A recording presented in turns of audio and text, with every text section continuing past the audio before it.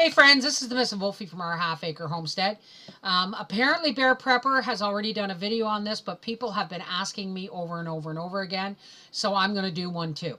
Only because I think the information is important enough that everybody needs to hear this. Ball canning jars and lids have changed.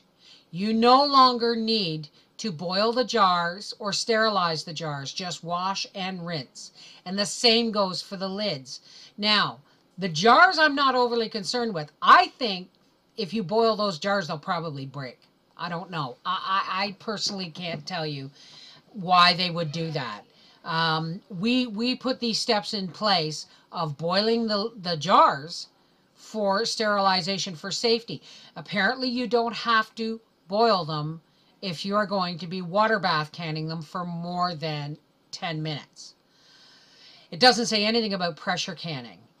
I have heard stories that people have used these new lids and didn't realize they were new and couldn't figure out why the lids were collapsing in the pressure canner.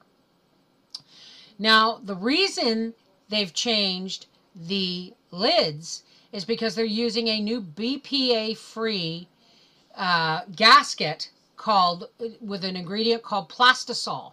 Now, the problem with plastisol is if you heat it up too much, when you simmer them in the pot, the plastisol will get too thin and you may wreck the integrity of your sealed product, if it seals at all.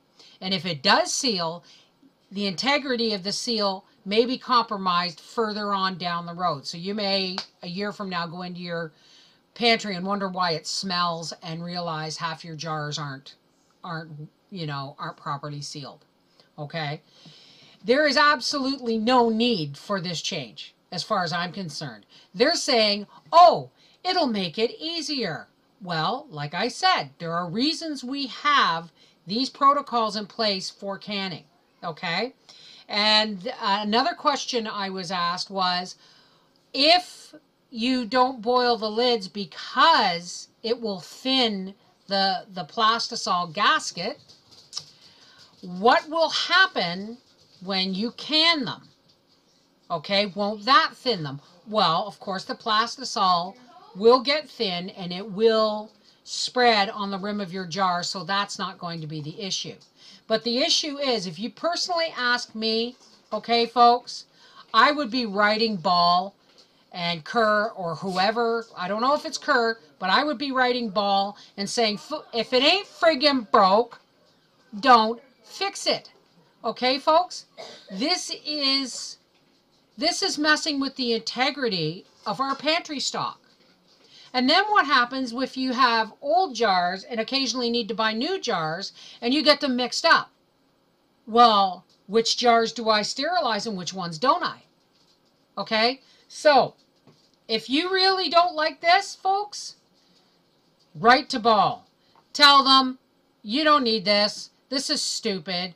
And personally, what I think this is about, I think this is about money. I think they're producing a cheaper product in the name of making it easier for us. And I think that's crap. So, I'm right now really grateful I live in Canada, because the jar lids that I use are by a company called Bernardin, and they have not changed. And I hope that they are watching this and that they don't change, because this is just a way for Ball to make more money, and I personally think it is undermining our pantry stock. This is the Mrs. Wolfie from our Half Acre Homestead saying, write to Ball, complain, because if it isn't broke, don't fix it. Take care. Bye-bye.